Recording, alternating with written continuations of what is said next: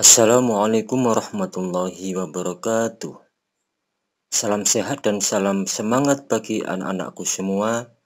Pada pertemuan sebelumnya kita sudah belajar mengenai pengertian simulasi dan komunikasi digital, yaitu proses memperagakan dan mengkomunikasikan suatu ide atau gagasan dalam bentuk visual, bisa berupa gambar, kata maupun grafis dengan menggunakan media digital. Mengapa kita perlu belajar simulasi dan komunikasi digital? Perlu kita sadari bersama bahwasanya dalam menjalani hidup dan kehidupan, manusia tidak lepas dari masalah. Tidak satu pun manusia yang tidak memiliki masalah dalam hidupnya. Bahkan masalah ada di setiap saat. Contohnya pada saat ini ketika kalian melakukan pembelajaran dengan sistem daring. Banyak masalah yang timbul, misalnya tidak punya handphone, paketannya habis, jaringan internetnya lemot, dan banyak lagi masalah yang mungkin saja bisa timbul. Masalah ini tidak boleh kita hindari. Masalah harus segera dicarikan solusinya. Menunda pencarian solusi atas suatu masalah akan menghadirkan masalah lain yang kadang-kadang menjadi makin besar dan makin rumit. Nah, sekarang bagaimana cara untuk mengatasi masalah? Ada beberapa langkah yang harus diperhatikan dalam mencari solusi untuk mengatasi sebuah masalah. Nomor 1, mengenali atau mengidentifikasi masalah. Mengidentifikasi masalah merupakan langkah awal dalam menyelesaikan masalah. Apa sih masalah yang sebenarnya terjadi? Harus cepat mendapat jawaban dalam diri kita. Kelihatannya mudah untuk mengenali masalah, tapi tidak semua orang mampu untuk dengan segera mengenali atau mengidentifikasi masalah. Diperlukan latihan untuk mengasah kemampuan dalam mengenali masalah yang sedang dihadapi. Setelah berhasil mengidentifikasi masalah, langkah yang kedua adalah berpikir untuk mencari solusi. Jika kita berpikir rasional dan menggunakan pengetahuan bagaimana cara untuk memecahkan masalah, maka disinilah akan timbul ide atau gagasan untuk memecahkan masalah. Dan tahap inilah yang disebut dengan tahap ketiga. Ide ini tidak hanya cukup sebagai gagasan saja, tapi harus dinalar. Manfaat dan akibatnya, baik buruknya apa. Tidak boleh hanya berpikir untuk kepentingan dirinya sendiri, tapi harus dinalar, dipertimbangkan. Mungkin dalam tahap ini tidak hanya satu ide saja yang muncul, tapi beberapa ide, dan akan dipilih ide mana yang paling terbaik, dan pada saat inilah muncul sifat manusia sebagai makhluk sosial. Dari beberapa ide yang ditemukan, kita harus mempertimbangkannya satu demi satu, berdasarkan manfaat dan akibat buruk yang ditimbulkannya. Proses mempertimbangkan setiap ide yang akan dijadikan solusi yang terbaik dan paling tepat memerlukan pengetahuan dan pengalaman, baik pengalaman diri sendiri atau pengalaman dari orang lain. Proses mempertimbangkan ide menjadi solusi terpilih jika diasah dan dilakukan berulang-ulang akan membentuk sikap yang bijaksana, yaitu mempertimbangkan manfaat dan akibat buruk sebelum mengambil sebuah keputusan. Jadi solusi yang baik adalah ide kreatif yang dapat 1. Mengatasi masalah secara permanen. Nomor 2, dapat dilakukan sesuai dengan kemampuan kita. Nomor 3, bermanfaat bagi banyak orang. Nomor 4, tidak bertentangan dengan hukum, kesantunan, norma yang berlaku.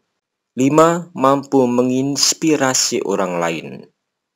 Nah, ketika ide sudah didapat dan sudah dinalar, maka ide itu perlu untuk dikomunikasikan. Ini berarti langkah yang kelima. Gagasan yang ditemukan oleh seseorang dapat dikomunikasikan kepada orang lain dengan berbagai macam cara. Pilih media komunikasi yang cocok dan sesuai dengan masalah yang terjadi. Terdapat sekelompok orang yang mudah menyampaikan atau menerima informasi melalui percakapan verbal. Terdapat pula sekelompok orang yang lebih mudah menyampaikan atau menerima informasi verbal secara tertulis sebagai pengganti percakapan. Informasi tertulis juga merupakan cara terbaik ketika percakapan verbal tidak dapat dilakukan secara langsung. Tapi juga terdapat sekelompok orang yang mudah menerima informasi melalui gambar atau bagian disertai dengan penjelasan secukupnya sebagai pengganti percakapan verbal atau informasi tertulis. Terdapat juga sekelompok orang yang lebih mudah menerima informasi melalui video atau video animasi disertai penjelasan secukupnya sebagai pengganti cara berkomunikasi yang lain. Agar kita berhasil dalam mengkomunikasikan ide atau gagasan, maka diperlukan proses yang kreatif. Proses kreatif dapat dilakukan melalui 4 tahap atau yang dikenal dengan 4N, seperti yang dikemukakan oleh Ki Hajar Dewantoro. N yang pertama yaitu niteni atau amati. N kedua niroke atau tiru. N yang ketiga nambai atau memodifikasi. Dan N yang keempat nemoke atau buat yang baru. Sekarang saya akan jelaskan tentang pemilihan dan penggunaan perangkat komunikasi.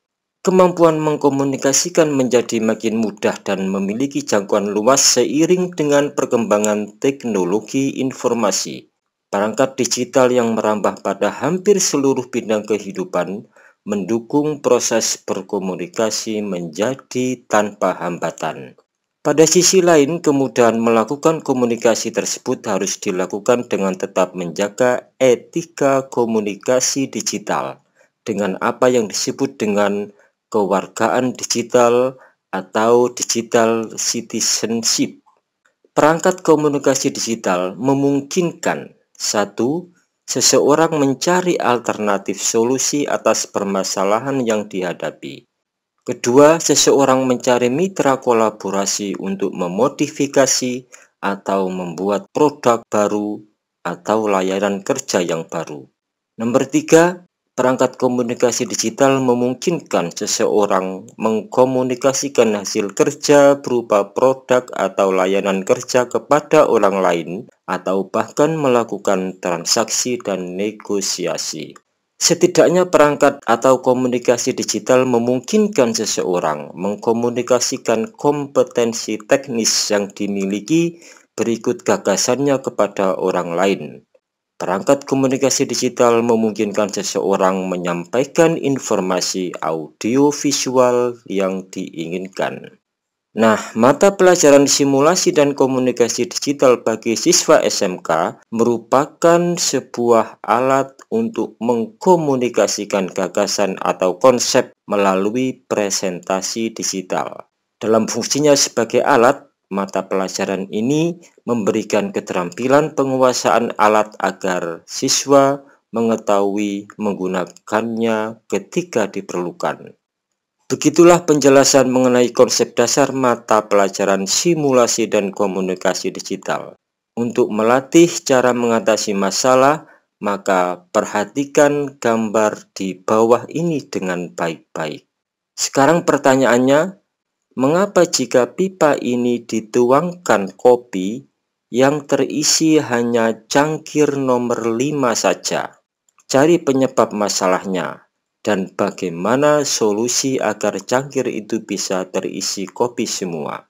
Selanjutnya, komunikasikan solusi yang sudah kalian nalar menggunakan media yang menurut kalian cocok dengan masalah di atas. Bisa ditulis di lembaran kertas lalu difoto, bisa direkam, atau bahkan dipresentasikan video. Sekian dulu pertemuan kita kali ini.